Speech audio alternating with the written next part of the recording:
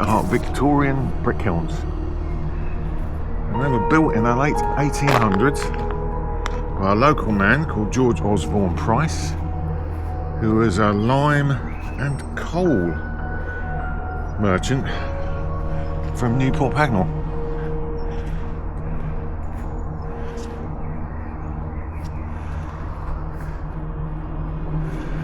Now, Milton Keynes, as those of you who ride your bike off-road a lot, like I do sometimes, or play golf up at Abbey Hill in the winter when it's raining, will know that Milton Keynes is built on clay, a very important component for making bricks.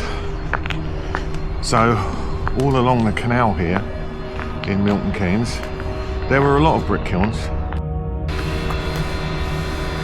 Now these kilns are built right next to the canal, which is just over there behind me. You can hear the noise. Somebody's jet washing their boat by the sound of it.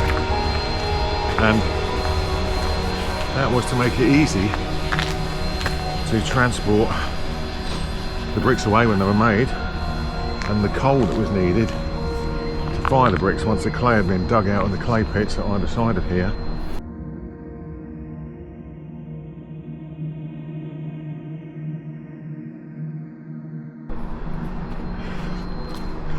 The kilns, there are two ponds that are now full, and that is where the guys dug the clay out from. So we've got a pond here. Oh look, ducklings. Oh, don't we just love ducklings? Look at that.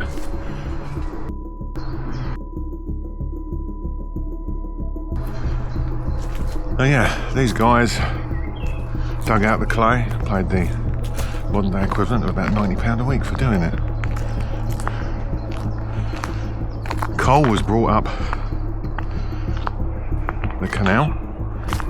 They'd have a little shed, cut the clay into brick-sized pieces, dry it out, and then coal will be brought up. They'd lay it all out in the kilns. If you look on the front of the kilns, you've got two big rails. The big rails are used for the doors to go up and down, so they'd be on pulleys so you can open the doors up and down.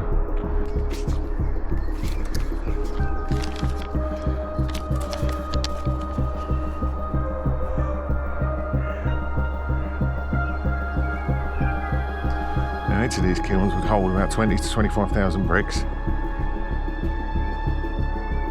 and a fire was lit in it. They put the bricks in,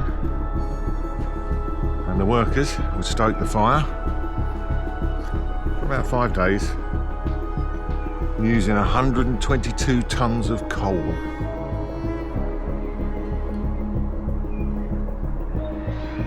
Temperatures in the kilns will get over about 1,000 degrees, up near 1,200. And then they'd just let the fire die out and cool down for a week. That's when the doors that would be on pulleys would be raised and the bricks would be taken out.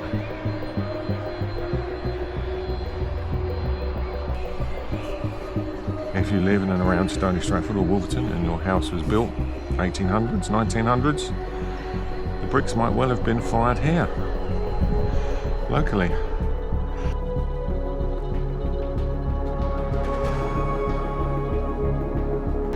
Round the kilns are some iron bands. Now, as I said earlier, they reached enormous temperatures in these kilns, just under 1,200 degrees centigrade.